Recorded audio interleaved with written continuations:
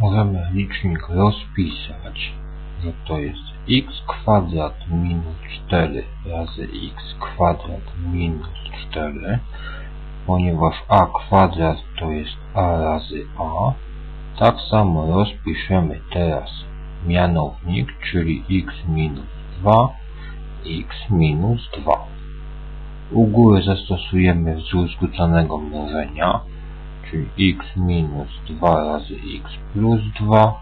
To samo z drugim nawiasem.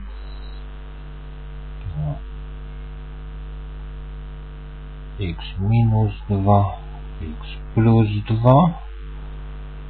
Dół przepisujemy x minus 2, x minus 2.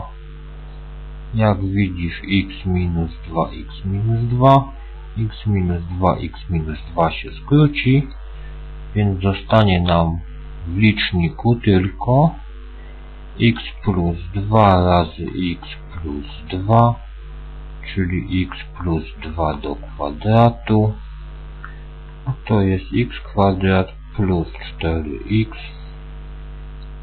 plus 4.